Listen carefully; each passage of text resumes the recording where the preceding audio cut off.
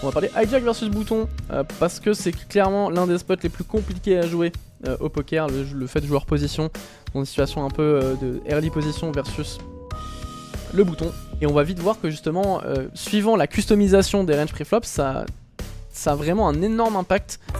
Salut, c'est Jonathan Pastore pour PokerPro.fr. Aujourd'hui on se retrouve pour la première partie de ce coaching thématique. Je vais vous montrer tout de suite, on va rentrer dans le vif du sujet sur la thématique d'aujourd'hui. Donc l'idée de ce coaching, c'est vraiment de vous montrer un peu déjà la théorie des jeux, ce qui est très important, et ensuite comment dévier parfaitement, et vous montrer un peu des exploits à utiliser in-game. On tape très facilement. Donc l'idée c'est vraiment de vous faciliter le travail, de vous montrer un peu comment on structure un arbre, et comment on rentre dans l'arbre, comment on modifie les nœuds, et donc on va regarder tout ça ensemble. Et aujourd'hui du coup on va parler du SRP hijack versus bouton 50bb au flop. Donc SRP single raise pot, c'est à dire que c'est des pots non 3 bêtes. On va parler hijack versus bouton parce que c'est clairement l'un des spots les plus compliqués à jouer au poker, le fait de joueur position dans une situation un peu de early position versus le bouton. Donc c'est les spots les plus compliqués à jouer, donc autant travailler ça ensemble aujourd'hui. On va parler du coup de l'introduction, donc la théorie des jeux. On va parler du jeu, donc que ce soit post-flop et pré-flop. Et on va parler des ranges, la customisation des ranges et quel impact ça a ensuite sur le post-flop. On va également parler de la stratégie CEV, comparer la stratégie CEV versus 75% des joueurs restants, comparer un peu les ranges, à quel point ça impacte le fait qu'il y ait 25% des joueurs qui soient sortis du tournoi par exemple. On va ensuite parler de la stratégie théorique du hijack. On va parler de la stratégie théorique du bouton versus hijack, donc les fréquences de check, les fréquences de bet small, les fréquences de bet big, quel combo choisir, etc., etc. Quelle texture de board utiliser, etc. On va ensuite également parler de comment hijack se défend ensuite versus un bet small et un bet big de bouton. On va ensuite dévier, d'accord, là c'est la partie théorique, et ensuite je vais vous parler de la GTO pop. Qu'est-ce que la GTO pop? La game theory optimale force the population. On va en parler après, et ensuite on va regarder partie 6, l'exploitation au hijack, donc exploitation numéro 1, et on va développer un peu tout cela. Voilà pour le programme concernant ce coaching thématique. Donc ici on peut voir, donc on est sur une range CEV pure, avec de la symétrie, c'est-à-dire que tous les stacks à la table ont le même stack que nous, et ça a un impact réellement, quand les stacks sont différents à table, en fait ça a juste un impact sur une range, etc. Donc ça c'est super important à prendre en compte, qu'on travaille bien sur une range symétrique, enfin des ranges symétriques pardon. Et ici on peut voir du coup hijack, la range d'open, ça c'est une range open pure CEV. Et on va comparer maintenant juste ici, on va regarder la range 75% feed left, et on peut voir déjà qu'il y a des différences, on voit quand on compare, on voit directement que tout simplement on open un peu plus tight. Du coup on est une range 75%, on voit que déjà Dame 6 suit il est plus pris à full fréquence quasiment. On voit que paire de dos n'open plus. Et on voit que les combos de 8-6 suit etc on les enlève, donc on a une range open qui est vraiment réduite pour le coup ici. Tout simplement parce que on est 25%, il y a 25% des joueurs qu'on bust et on a une range qui va être un peu plus tight, mais qui va se concentrer un peu plus sur les bloqueurs. Et là on peut le voir déjà, on voit qu'il y a un petit As5 off qui est open ici, donc on voit qu'on se concentre déjà à 25% feed left, on inclut des combos un peu plus, des As6 off un peu plus, même à 75% des joueurs restants, 75% du feed left pardon. Et du coup là c'est assez intéressant de voir un peu de comparer les ranges, et on voit qu'il y a déjà une différence. On voit les 7 shoots pareil, c'est aussi full fréquence CEV et vraiment 25% fréquence sous ICM à 75% des joueurs restants, donc voilà, très intéressant comme pour regarder un peu la comparaison du préflop. On va basculer sur la range CEV, on voit du coup ce qui est censé call bouton. Ça c'est une range un peu classique. Je pense que la population évidemment a défend beaucoup moins que ça, mais c'est quand même intéressant, surtout sur les petites limites, mais c'est intéressant de regarder un peu ce qu'il en découle. On voit que notamment les rois 4, roi 5, c'est des trucs vraiment je pense que la population a jamais. Les 4-5 suits, ce genre de choses, les valets 10 soft, dame 10 soft, c'est des gens ils vont plus jouer tendance à 3 bêtes ou fold, mais peu flat dans ces situations là. Donc voilà, c'est intéressant. Et maintenant on va regarder, on va comparer avec une range de 75%. Et donc ici on peut comparer justement avec la situation où on est 75% feed left, et on voit qu'il y a des petites différences. En fait ce qui se passe c'est que déjà on a une range de flat pardon, qui est beaucoup plus compact. On voit qu'on 3 bêtes beaucoup plus qu'une range CEV, enfin 2% de plus, mais il y a des combos en fait qu'on prenait globalement en call qui passe en 3 bêtes. On voit qu'on est plus aggro juste dans les 3 bêtes globalement, qu'on pouvait voir ici. C'est assez intéressant de voir un peu la comparaison des combos de 3 bêtes. Donc quand on regarde ici, quand on recheck la range CEV, on se rend compte de quoi? C'est que les combos valet 8 suit, 10 et 8 suit et tout, c'est des trucs qui sont un peu moins 3 bêtes en CEV, sont plus flat, et là on est plus aggro. En fait on est juste sous ICM, et même à 75% des joueurs restants on est quand même très agressif dans les 3 bêtes. On voit que les rois valets, dame veloff, on les prend vraiment très aggro, on les prend pure 3 bêtes, etc. Les as valets, as 10 off pareil, c'est des trucs qui vont être under 3 bêtes. C'est vraiment la partie offsuit ici qui est juste pick up un peu dans le gros sizing, pardon, dans le 3-bet préflop. Donc on voit clairement que on est juste beaucoup plus agressif sur les 3 bêtes quand on joue sous ICM. La raison c'est qu'en fait on réalise moins bien notre equity vu qu'il y a 25% des joueurs restants, 25% des joueurs qui ont sauté. Du coup on a une relation d'equity qui est plus compliquée et surtout on a ce qu'on appelle le risque premium etc qui rentre en jeu et donc du coup ça impacte notre relation d'équité et on va juste être plus aggro pré-flop et moins jouer post-flop. Évidemment on a encore des calls mais on voit que quand même on a beaucoup moins que en situation pure CV. Alors qu'on est quand même, il reste encore 75% des joueurs restants. Ça c'est super important à prendre en compte. Avec de la symétrie évidemment. D'accord. Donc ça c'est pour les ranges etc. On va regarder ensuite la comparaison. Mais c'est vrai qu'on voit globalement, pour finir là-dessus, que il y a vraiment une grosse différence de stratégie entre du CEV et du 75% des joueurs restants. Alors imaginez quand on est en table finale ou autre à quel point ça change complètement. Même avec 50 blindes. Donc voilà, ça c'est vraiment pour l'aparté par rapport à ça. Et c'est là où je vais rebondir parce que c'est super important de faire attention à ce genre de choses. Et in-game, ce qui se passe, c'est que la population va juste pas assez s'adapter, va juste jouer une range CEV classique. Et c'est un peu à vous de faire la différence et le travail là-dessus. Ce qui va être également très important, c'est de vous concentrer sur la customisation des ranges parce que quand vous customisez une range, ça a un impact réel sur la stratégie globale. Je m'explique. Un exemple, si là on met une range de 3 bêtes qui est modifiée, qui est du coup plus compacte, ça va avoir un impact sur tout le nœud ensuite, sur la stratégie de ces bêtes, sur ce genre de choses. Plus on met une range large, etc., plus par exemple c'est possible qu'il nous fasse ces bêtes beaucoup plus small, parce qu'on va attaquer plus de choses chez la range de boutons. Si on met une range de boutons qui est plus compacte, ce qui va se passer souvent, c'est qu'en fait on va probablement plus checker du côté du hijack et on va bet plus cher qu'on va vouloir miser, d'accord? Parce que vu que la range de boutons est plus compacte que la théorie, en fait on va, avec le petit sizing, on va pas assez attaquer la range de boutons, et on va le voir après hein, dans les simulations que j'ai faites. Et on va vite voir que justement, suivant la customisation des ranges preflop, ça a vraiment un énorme impact sur la stratégie globale. C'est pour ça qu'il faut tout le temps customiser, mais on verra ensuite plus tard dans le PowerPoint et dans le coaching, on va voir ensuite comment ça se traduit in-game et on va voir des simulations. Le preflop, hijack versus bouton 50 dips, donc vraiment, comme je vous l'ai dit, cet aspect customisation il va être très très important. Il a un impact déterminant sur la stratégie post-flop, les sizing, etc. que va utiliser le solver. Et on va voir ça juste après. Il est vraiment très important de customiser les ranges en fonction de votre mise moyenne et de l'agressivité de votre adversaire. Et tous ces éléments là pris en compte vont vous permettre tout simplement de customiser au mieux et de personnaliser au mieux la simulation. Et donc en fait l'idée dans un premier temps, quand vous commencez à travailler avec l'intelligence artificielle, notamment avec GTWizard, l'idée ça va être de travailler contre un profil général que vous croisez régulièrement à table. D'accord, ça c'est la première chose. L'idée c'est de créer un peu un alias type de joueurs que vous pouvez croiser, donc avec une range customisée en fonction de votre mise moyenne, etc. Des éléments que j'ai mentionnés juste avant. Et ensuite, dans un deuxième temps, toutes les informations corrélées au-dessus vont vous permettre de créer un alias qui va être un peu plus personnalisé. Donc un alias général et un alias personnalisé. Et en fait, l'alias personnalisé, ça va être en fonction, comme je l'ai dit, du profil X ou Y de votre adversaire, mais ça va être surtout en fonction de à quel point vous percevez son agressivité ou non. Et en fait ça va vraiment être ce qu'on appelle un alias, ça va vraiment être un élément qui vous permet de créer précisément un alias. D'accord, donc comment je fonctionnerai à votre place? Je vais créer un alias général, d'une population, d'une tendance de votre population, d'accord, donc de votre mise moyenne. Et ensuite je vais créer des sous-profils de joueurs agressifs à mes limites, de joueurs un peu passifs à mes limites, etc. etc. Et ça vous donne en fait des pré-enregistrements de simulations qui sont beaucoup plus précises, des ranges qui sont beaucoup plus précises et que juste quand vous renez une simulation, par exemple vous avez une main que vous avez enregistrée sur Winamax ou autre, et bien vous savez que je joue contre un profil très agressif, et bien hop vous avez votre range qui est enregistré sur GTWizard avec le spot précis et les ranges précises concernant ce joueur là. Et du coup ça vous permet d'être très précis et de développer la meilleure stratégie contre ce profil là. Mais d'abord, avant de faire ça, il faut tout simplement déjà créer un perso type que vous allez croiser régulièrement aux tables et travailler contre ce profil là. Ensuite vous allez créer vos ranges et par la suite vous allez commencer à vous entraîner sur le solver, donc vous entraîner à faire du training, ce qu'on appelle, et à travailler les spots dont vous n'êtes pas vraiment à l'aise. Et donc voilà, ça va vraiment être très utile. Donc je finis là-dessus pour le préflop. C'est super important de customiser les ranges, je me répète, mais c'est super important, c'est la clé de la déviation, de comment vous déviez bien ou non contre certains profils. Voilà, ça c'était vraiment là pour la partie préflop et on passe à la suite. Alors, comment on customise une range sur GTWizard? Alors, vous avez le stack effectif ici, le pot. Ce qu'il faut comprendre, c'est que suivant le sizing de votre adversaire, ça va changer le pot, le stack effectif.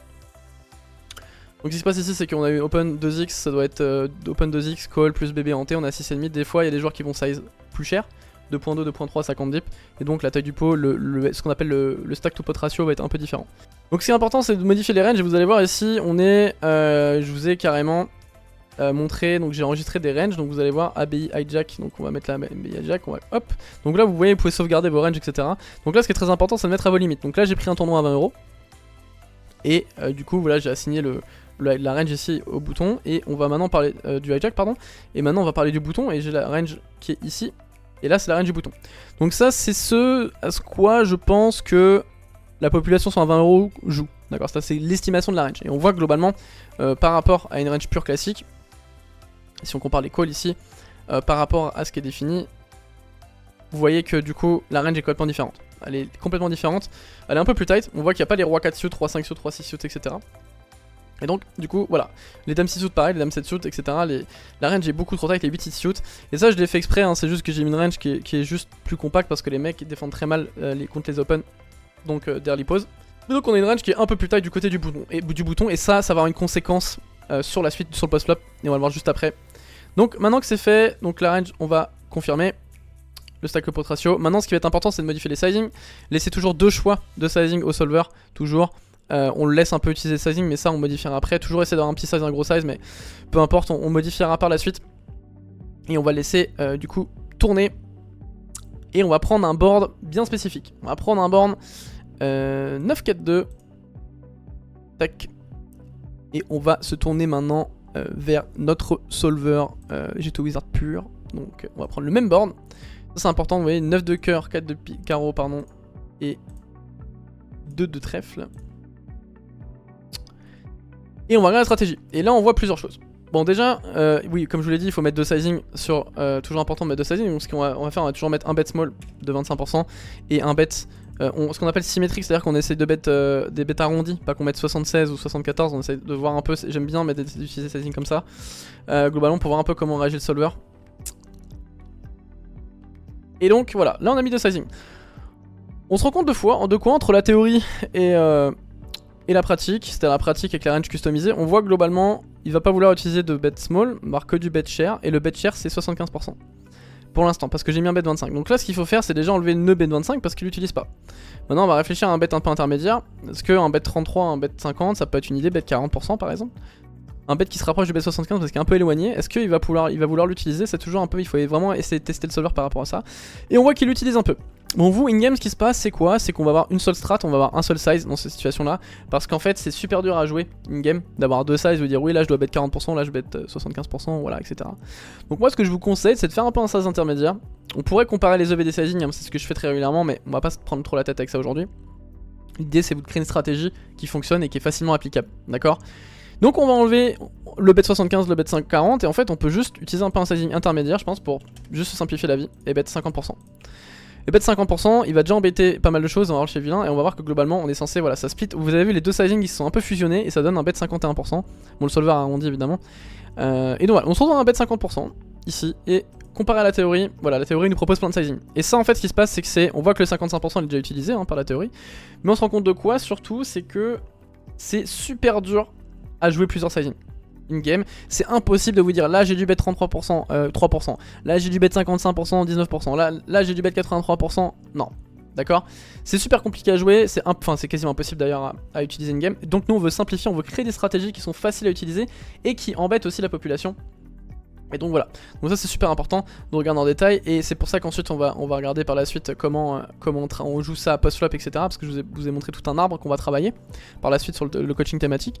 Mais voilà, l'idée c'est de vous montrer un peu comment ça fonctionne, et vous voyez à quel point ici déjà le fait qu'on ait changé la range et qu'on ait modifié les sizing etc. Là on se rend compte que le solver il nous donne une strat juste de bet half, alors que là en fait il y a plein de sizing différents qui sont utilisés. Et vous allez voir que justement ça accomplit probablement même la même contre la population, parce que la population elle a trop de mal à se défendre. On va le voir ensuite, mais contre bet 50% elle est censée fold 23%, et je peux vous assurer que ça fold beaucoup plus que ça, les valets bits etc. Mais ça on le verra par la suite, hein. Petit teasing, mais on va le voir dans le coaching. En tout cas voilà, juste pour vous montrer que l'impact réel de la modification des ranges, ça a un impact ensuite sur tout le reste. Et on a vu, j'ai customisé un peu la range qui était plus tight, et vous avez vu à quel point il y a des différences. La différence ça se fait d'un point de vue stratégie, mais ça se fait d'un point de vue EV, on peut regarder, mais quand on regarde les EV sur cette situation là, on peut comparer. On se rend compte que globalement l'équité de hijack elle est de 51,22% dans cette situation là, et vous voyez qu'elle est légèrement plus basse sur la stratégie théorique. Pourquoi? Parce que en fait le bouton il undercall et donc du coup il laisse de lever à il laisse, bon c'est dérisoire lever hein, l'équité pardon, il laisse de l'équité globalement dans cette situation là, et donc voilà par rapport à ça, donc c'est pour ça que juste hijack se retrouve avec un peu plus d'équité dans la situation modifiée. Et on voit également pardon qu'il y a une perte de V du côté du bouton au détriment du hijack par rapport à ça d'ailleurs. Donc on voit que le fait de dévier du bouton ça nous fait pick-up de levée du côté du hijack, ce qui fait du sens évidemment. Donc voilà, ça c'était concernant à quel point modifier les nœuds préflop, les ranges préflop, etc. ça a un impact sur toute la stratégie ensuite. On va maintenant parler de la stratégie théorique du hijack. Ça c'est super important. On va parler du coup de comment doit se comporter hijack théoriquement. Toujours dans la théorie évidemment. On va regarder, et là c'est là où on va aborder les flops par la suite, etc. Des textures de borne. Mais hijack il est censé, je dis bien par la théorie, check 62% de sa range. Contre un bouton qui joue parfaitement bien. Qui joue vraiment bien, qui sait raise, qui etc. Et ça va avoir un impact sur toute notre stratégie ensuite. La stratégie théorique de hijack déjà, on va parler du check range. Alors je vais vous montrer en détail certains boards juste après, mais on va voir globalement que le hijack il est censé check range sur les boards monocolores et les boards très connectés à 3 cartes. Comme on peut le voir ici, As 3-2, les boards comme ça monocolores, les 5-4-3-2, les 6-5-4 machin etc. Tous les boards monocolores ici, c'est des boards où la population va vraiment, enfin la théorie pardon, va vouloir check énormément. Moi ce que je pense c'est que c'est pas, faut pas être aussi radical, mais je vais en parler juste après. Mais globalement voilà, en tout cas le solver il se comporte comme ça, il check range, quasiment range board mono. On voit qu'il y a aussi quelques boards très connectés du style 5-4-3 Rainbow, 5-4-2, voilà, c'est des boards très connectés. 6-5-4 ça va être des boards très connectés, donc du coup voilà, on voit que c'est tous les boards monocolores, à cœur, à trèfle, voilà, il y a tous les, là on a pris les cœurs, mais il y a toutes sortes de boards et on voit que ça check énormément. Donc voilà, ça c'est pour les boards concernant le check range. Enfin quasiment range, pas du check range, mais on voit que c'est les plus grosses fréquences de check. Donc voilà, hijack en tout cas, votre stratégie ou hijack théoriquement, encore une fois, elle doit se concentrer sur beaucoup de checks sur des boards connectés, les boards monocolores. En gros, les boards triple connectés, donc 5-4-3, Troll Card connectés, et les boards monocolores, As-10-2, 7-5-4, voilà, tous les boards mono. Ensuite, sur quelle texture de borne on va vouloir mixer entre du check et du bet share? Ça va être principalement les mid-boards pairés 9-9-8-8, les boards connectés high dame valet 10. Pourquoi? Et ça on va en parler, je vais vous en parler juste après. C'est que tout simplement on embête pas mal de combos dans la range de boutons. On va attaquer pas mal de choses, notamment sur les boards pairés. En fait quand on bet small on va pas attaquer les floats, on va pas attaquer les dame valet, les combos d'offshoot du style dame valet off, etc. Roi valet off, dame 10 off, etc. Alors que quand on bet cher, bet 50, bet 80, selon la théorie des jeux, on va clairement attaquer cette partie là. Et donc on voit que voilà, l'idée c'est pourquoi on bet half et big sur cette texture là, spécifiquement cette texture là, les boards pairés et les high cards, c'est que les high cards en fait on va attaquer les pocket pairs directement, on va challenger des mains. Et l'idée c'est un peu ça, sur les boards pairés 9-9-7 on va attaquer les floats des offshoot qui vont être chez bouton. Donc du coup c'est pour ça qu'on va globalement on veut jouer en bet share ou check. Parce qu'en fait dans la partie bet share on va challenger les floats, et on a quand même des gros combos, on a beaucoup de combos un peu intermédiaires qui bénéficient pas de bet, et du coup on va les prendre en check. Donc c'est la raison pour laquelle notamment les 18-8, les 9-9-4, les 9-9-2 ça paraît pas naturel hein. On a souvent envie de miser petit mais en théorie, enfin en pratique, sauf qu'en fait le bet small il attaque pas assez les Broadway offshoot. Alors attention, on en parlera tout à l'heure mais pour les exploits, mais c'est possible que ça suffise à bet small. Le fait que de bet small on attaque les floats, etc. Et là du coup on a intérêt à utiliser un petit sizing. Mais on se rend compte du coup en tant que hijack ici, eh bien on peut, c'est beaucoup mieux d'utiliser un gros sizing sur ces textures bien précises, d'accord? Donc voilà concernant la stratégie de mix entre check et big bets. Et ensuite la stratégie mix entre check et bet small, ça va être principalement les SI flush draw, les SI plus board pairé. Voilà, c'est des textures très loquées en termes d'équité, d'accord? Et c'est la raison pour laquelle en fait on va juste privilégier des petits sizing, parce qu'on va déjà attaquer, en fait sur SI flush draw on va déjà attaquer toutes les Broadway chez vilain, les SI sur les boards pairés, hauteur as pareil, ça va être très dur de se défendre avec des floats. C'est pour ça qu'on a du small dans les pieds de hijack ici, et que ça attaque clairement tout ce que j'ai dit, Broadway, etc. C'est vraiment, en fait quand on est bouton contre hijack contre bouton, c'est pour ça qu'on a deux types de sizing. C'est parce qu'en fait le bet small il peut attaquer les floats, mais il y a des textures particulières où ça l'attaque vraiment et d'autres pas du tout. Comme l'a dit 9-9-8-8, mais en fait on va pas faire fold dame valet dame 10 quand on bet small, alors que quand sur un board SI flush draw, en fait on va faire fold les Broadway offshoot. Et ça c'est vraiment la grosse différence, c'est pour ça qu'en fait c'est des boards bien spécifiques parce que tout simplement le small il attaque bien les boards SI pairés et les SI flush draw, mais par contre il attaque très mal les mid boards pairés. D'accord? Ça c'est super important à prendre en compte et c'est la raison pour laquelle il y a une différence de stratégie entre les deux sides. Enfin, il y a une différence, c'est qu'il y a quand même du bet small, il y a quand même du bet share, c'est un peu mixé parce que il y a cette question de à quel point on attaque la partie Broadway offsuit de chez Bouton et quelques parties et Broadway suit aussi. Et donc, la range du bouton de call, en théorie, on se rend compte de quoi? On se rend compte que les calls c'est énormément de Broadway suit. Il y a énormément de Broadway suit, il y a énormément de Broadway offsuit, d'accord? Et ça c'est super important. Et la différence avec la pratique, c'est qu'en pratique, on l'a vu, il y a plus, la population a moins d'offsuit, 3 bêtes peut-être plus aggro, elle a plus de suit, et du coup en combo, en proportion de combo de Broadway, elle en a moins.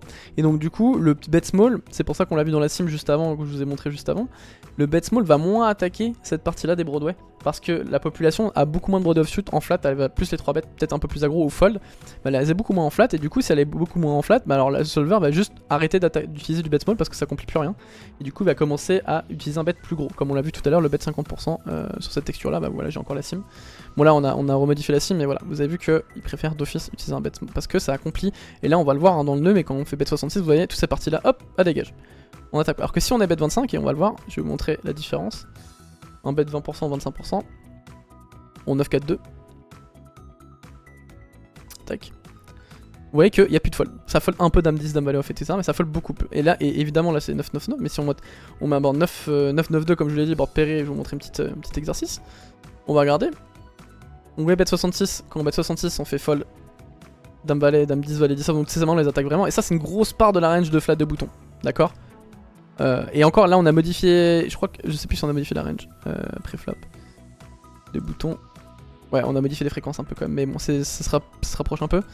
Alors que si on bet 25%, tac, on va regarder juste ici. Quand on bet 25%, et ben en fait ça fold un peu mais beaucoup moins. Et les rois valets, rois 10 sont pas challengés assez. Les rois dames etc pareil. Et donc voilà, ça c'est une des raisons pour laquelle du coup, en théorie, on préfère sur des boards pairés, des choses comme ça, des boards où les floats sont pas assez embêtés, on préfère utiliser un gros sizing. Voilà, pour finir là-dessus, concernant cette stratégie dans les pieds de hijack. Donc, moi, in game, ce que je vous conseille, c'est globalement, je pense que sur des 20 € ça flotte pas assez. Donc, je pense que utiliser du bet small peut potentiellement. Est-ce que vous pensez que sur 9-9-2 par exemple, quand vous êtes bouton, hijack contre bouton, est-ce que vous pensez que vous allez assez challenger dame 10, valet 10, dame valet? Moi, je pense que oui. Et en fait, ce qui se passe, c'est que là, vous voyez, il y a 63% de bet. 25%, parce que j'ai pas mis d'autres sizing évidemment, là on aurait pu customiser, ça va changer la strat, mais on va montrer, je vais vous montrer avec d'autres sizing ce qui se passe réellement quand on laisse le choix. Vous voyez que c'est mixé ici, mais maintenant ce qui se passe c'est que si dans le bet 25% j'accomplis la même, c'est-à-dire faire fold, en fait pardon, dans le bet 66% vous voyez ça fold tout ça, si je mets hijack bet 25% et qu'il fold la même fréquence, vous allez voir que hijack ça va complètement changer et en fait il va juste nous faire bet 25% range et on va regarder. Donc là l'idée c'est quoi? C'est que je vais nœud bloquer, je vais aller dans le nœud et je vais lui dire ok maintenant je veux que tu me fold roi 10 off, dame valet off, tac, dame roi valet off, dans le petit sizing, valet 10 off c'est un peu drastique, c'est pour vous montrer à quel point ça c'est une très grosse partie de sa range ici, on voit à quel point c'est compact suit. Vous avez vu que ici on est sur 12 combos de dame 10 off, 12 combos de roi valet off, de roi 10 off, etc. Et en proportion par rapport au suit, bah c'est 3 fois plus, d'accord? Ça c'est super important. Et donc on va nous bloquer, et maintenant vous allez voir, normalement, si je dis pas de bêtises, on est censé avoir quasiment plus de big side jack, je crois. Ouais, beaucoup moins, beaucoup moins, on l'a vu, il y en a encore un petit peu, mais on voit que juste, mais il va simplifier, déjà il va arrêter de checker, ça c'est une première chose. Et va juste bet small. Et ça la raison c'est que juste en fait on challenge trop les floats parce qu'on a bloqué le fait qu'on faisait trop fold notre adversaire ici. Et donc eh ben en fait le bet 25 il est juste utile parce que en pratique, et là pas en théorie, parce que la population va juste pas assez float et donc le bet 25 a son utilité. Sur les petites limites, je parle bien sur des tournois à 20 €, 10-20 €. Sur les plus hautes limites, ce serait moins intéressant, c'est pour ça que sur les plus hautes limites on va avoir une adaptation qui est différente et c'est la beauté du poker, c'est qu'en fonction de la limite qu'on joue et du profil adverse, on va pouvoir tout simplement créer des stratégies un peu différentes.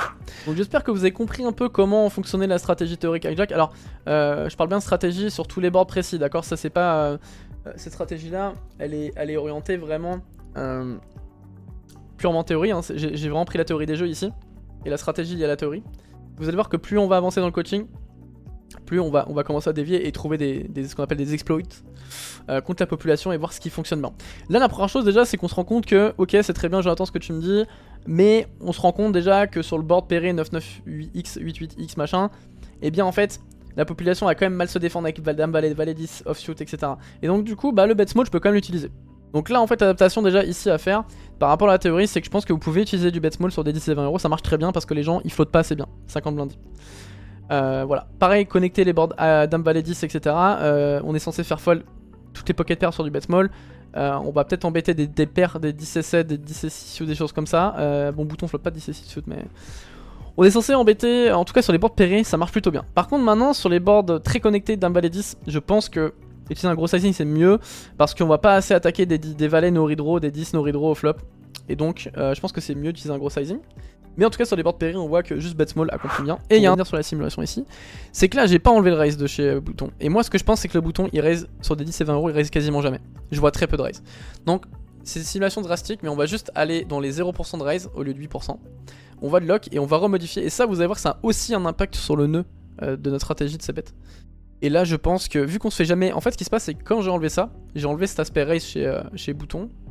Et ben en fait on se fait jamais enlever d'équité. Et donc là la conséquence c'est qu'il va juste... Bah déjà il nous fait bet range mais là c'est possible qu'on bet juste 25% range, on va voir. Ah non quand même pas, il nous fait encore bet 66% mais on voit que déjà bon, vous voyez que le check à quel point j'ai fait fold des combos, ça fait... il voulait jamais check. Mais on voit que voilà, il y a quand même encore un peu de bet share mais globalement... On se fait jamais deny d'equity. Et ça c'est la première chose, la première conséquence aussi derrière, c'est que si on enlève le raise chez bouton, on se fait jamais deny d'equity au flop, donc on peut juste bet plus en proportion. C'est juste normal. Parce que le solver il part du principe qu'il se fait jamais enlever son équité, c'est pour ça qu'il veut avoir des checks au flop, théoriquement. C'est des combos qui vont pas pouvoir assumer des raises, etc. etc. Et en la théorie, voilà, il est censé raise quand même beaucoup, hein, 18%, c'est enfin quasiment 20% avec les pourcentages ici, c'est énorme. Et en fait si on node ça, et qu'on lui met pas de raise, bah d'office il se fait pas deny d'équité, il se fait pas enlever d'équité versus raise, donc en fait il va juste bet de lui-même tout le temps, il a pas peur de bet en fait. Là il check parce qu'il y a des raises chez bouton. En pratique je pense que la population ne raise pas, et donc la conséquence directe de ça c'est quoi? C'est qu'on se fait pas deny d'équité, donc on peut juste bet range, d'accord? Ça c'est vraiment super important à comprendre. Voilà, c'est fini pour cette première partie de ce coaching thématique, on se retrouve pour la suite.